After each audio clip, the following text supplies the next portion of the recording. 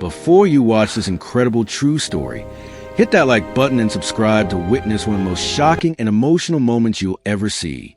This is a story about a father's grief, a daughter's deception, and a reunion that will leave you speechless. This moment will challenge everything you believe about love, trust, and family. Don't miss it. Asterisk, asterisk. A man in his 60s stood at a graveside in a quiet cemetery in Connecticut. His name was Robert Sullivan. He was a successful businessman, a self-made millionaire, a man who had worked his entire life to build something meaningful. But standing at his daughter's grave, he looked like a broken man. He was alone at the cemetery, just him and the headstone with his daughter's name on it. Jennifer Marie Sullivan, born 1985, died 2016. Robert knelt down at the grave. His shoulders began to shake. He placed his hand on the cold stone of the headstone and began to weep. "I'm sorry," he whispered through his tears. "I'm so sorry for everything.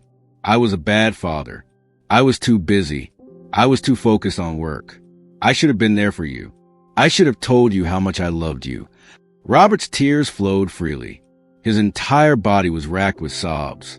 This was a man completely broken by grief, a man who had everything, money, success, respect, but had lost the thing that mattered most. "I would give up everything," Robert said to the grave. "I would give up every dollar, every business deal, every achievement if I could have you back. I would give it all up just to tell you one more time that I love you." He placed his forehead against the grave marker and continued to cry. But what Robert didn't know was that he wasn't alone. Hidden behind a nearby tree, just 30 feet away, a young woman was watching him. She was crying too, because what she was witnessing was something she had desperately wanted to see for years. And what happened in the next few minutes would change everything. Why this works, asterisk, asterisk, you're hooked by the mystery and the shock. A man is grieving at his daughter's grave, but someone is watching him. Why? And what does it mean? Robert Sullivan's success and his failure.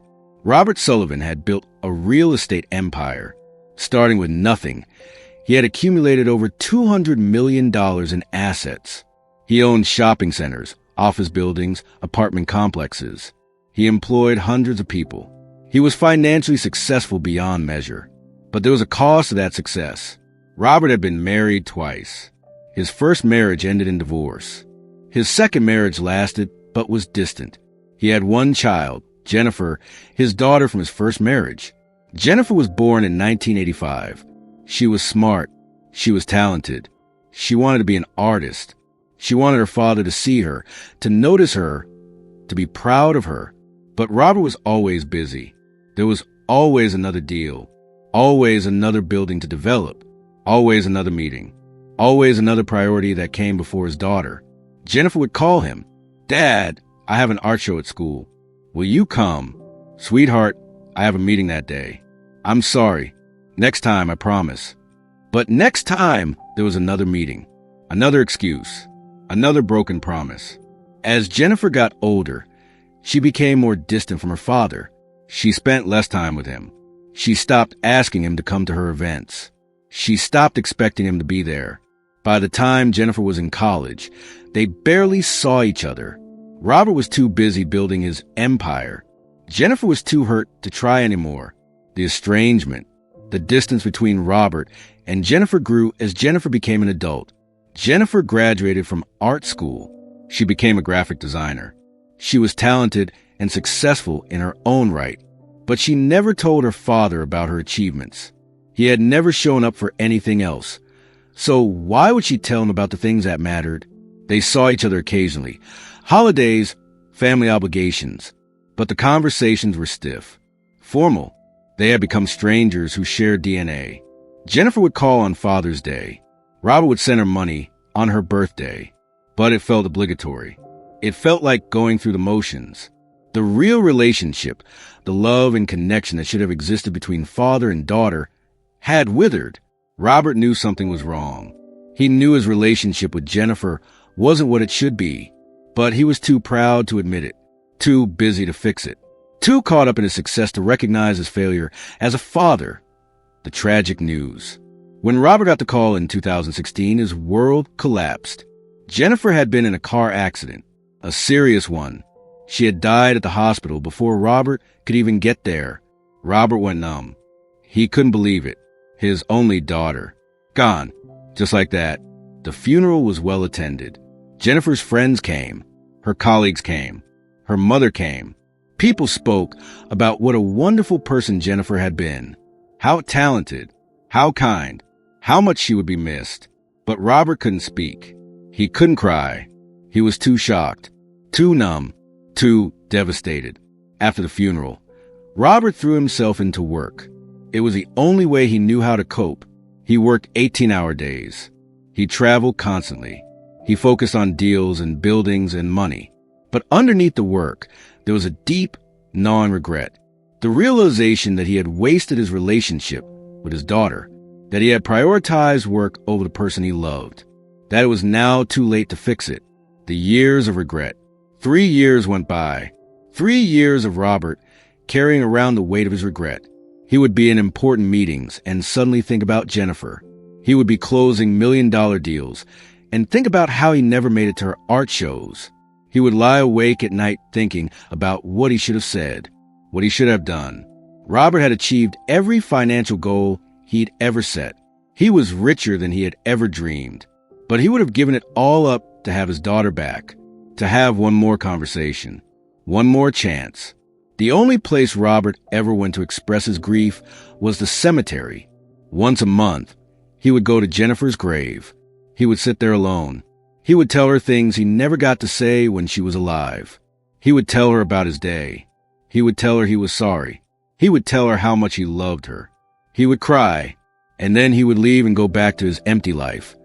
The day everything changed, 3 years after Jennifer's death, Robert went to the cemetery as he always did. It was a Tuesday afternoon. The weather was gray and overcast. The cemetery was empty. Robert parked his car and walked to Jennifer's grave with flowers in his hand. He knelt down at the grave as he always did. He placed the flowers at the base of the headstone. He did this every visit. Roses. Jennifer's favorite. "Hi, sweetheart," Robert said softly, the way he always did. "It's me. It's Dad. I'm here again." Robert sat there for a moment, gathering his thoughts, and then he started to cry. But this time, his breakdown was different. This time, his grief was deeper. This time, it felt like all the pain of 3 years was pouring out at once. "I'm sorry," Robert said. "I'm so sorry for everything. I was a terrible father. I was too busy. I was too focused on work. I missed everything important. I miss your life." Robert's body shook with sobs. He was completely vulnerable, completely devastated. "You needed me," Robert continued, "and I wasn't there. I chose money and success over you. And now you're gone and I can never fix it. I can never tell you how sorry I am. I can never make it right." Robert placed his forehead on the grave. "I would give everything I have," he said. "Everything. My company, my money, my house. All of it. I would give it all away if I could just have you back. If I could be a better father. If I could have another chance." The witness. What Robert didn't know was that someone was watching him. From behind a large oak tree about 30 feet away, a young woman was standing in the shadows. She was crying. Her whole body was shaking as she watched her father break down at her grave. The young woman was Jennifer. She wasn't dead. She had never been in any car accident. But she was very much alive, and she was watching her father cry over her grave. The story of why Jennifer was there, why she let everyone believe she was dead, was complicated. It had started as an accident, a misunderstanding, a wrong name, a body so badly damaged it couldn't be identified, and then a decision to let everyone believe she was dead because she thought it was what they wanted. But standing here now, watching her father's complete devastation, Jennifer realized a terrible mistake she had made. She had created this pain. She had caused this suffering. Her father, the man she thought didn't care about her, was breaking down completely, wishing he could have another chance with her. And she realized something else. Her father loved her, deeply, completely. He had always loved her. She had just been too hurt to see it before. The moment of truth. Jennifer stepped out from behind the tree. At first, Robert didn't see her. He was too caught up in his grief. His eyes were closed. His tears were flowing. But then he heard a sound, a footstep, a breath, something that made him open his eyes. And he saw her. For a moment, Robert thought he was losing his mind. He closed his eyes again. He opened them. She was still there, a young woman standing about 20 feet away from him, looking exactly like Jennifer. But it couldn't be. It was impossible. Jennifer was dead. Jennifer? Robert said. His voice was barely a whisper. The young woman didn't answer. She just looked at her father with tears streaming down her face. Robert stood up slowly. He took a step toward her. Jennifer? He said again. His voice was shaking. Are you real? Jennifer nodded. She couldn't speak. She was crying too hard. Robert ran toward her. He closed the distance between them in seconds. When he reached her, he pulled her into his arms. You're alive, he said over and over. You're alive. You're alive. You're alive. He held her so tight he was afraid he might hurt her, but he couldn't let go. She was real.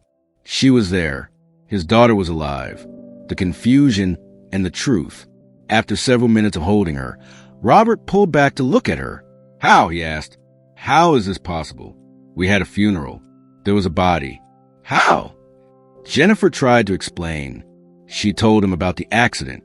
She told him about the confusion with the body. She told him about the decision to disappear. But why? Robert asked, why would you let me think you were dead? Jennifer broke down. Because I was angry, she said. Because I thought you didn't care about me. Because I wanted you to feel the way I felt, forgotten, abandoned, alone. She looked at her father with tears in her eyes. But then I watched you. Over these 3 years, I watched you come to the cemetery. I watched you cry. And I realized that you did care. You always cared. I just couldn't see it before. Robert pulled his daughter back into his arms. I'm sorry, he said.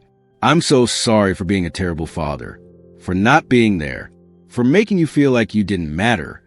And I'm sorry, Jennifer said, for letting you think I was dead, for causing you this pain.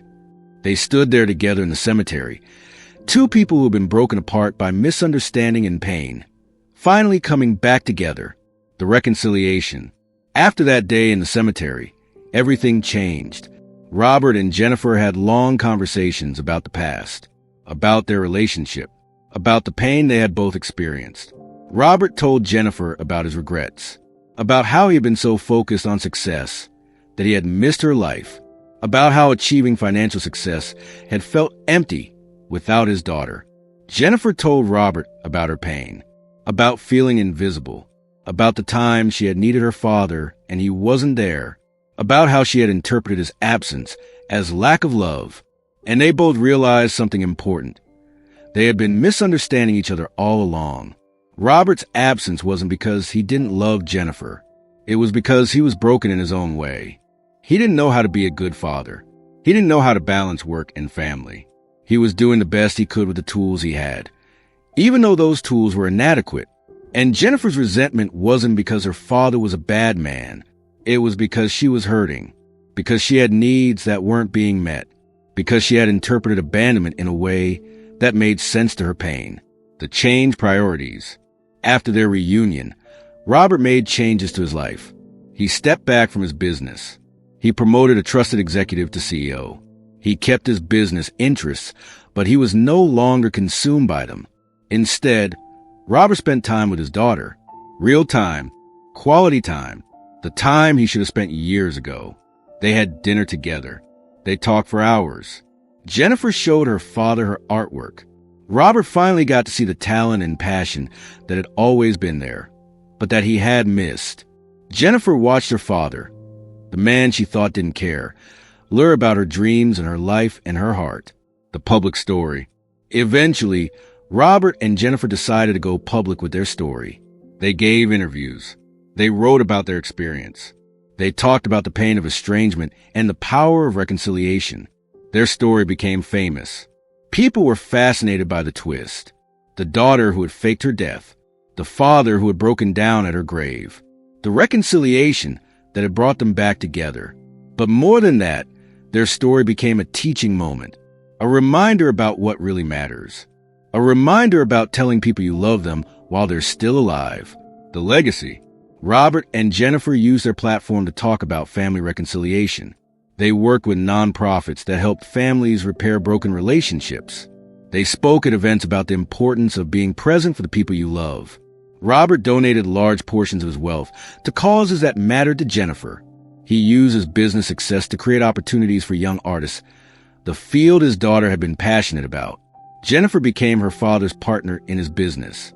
Together, they transformed his company culture to emphasize work-life balance and family time. The company was still successful, still profitable. But now, success was defined differently. Success was not just about making money. It was about creating a good place to work where people could balance their careers and their families. The 3-year perspective. 3 years after their reunion, Robert and Jennifer were living a completely different life. Robert was no longer consumed by work. He attended every important event in Jennifer's life. He was present. He was engaged. He was the father he should have been all along. Jennifer had healed from her anger. She understood that her father had been doing the best he could, that his absence was a flaw in his tools, not a reflection of his love. And both of them had learned the most important lesson: that life is precious, that time is finite, and that the people we love are the only thing that truly matters. The danger of assumptions.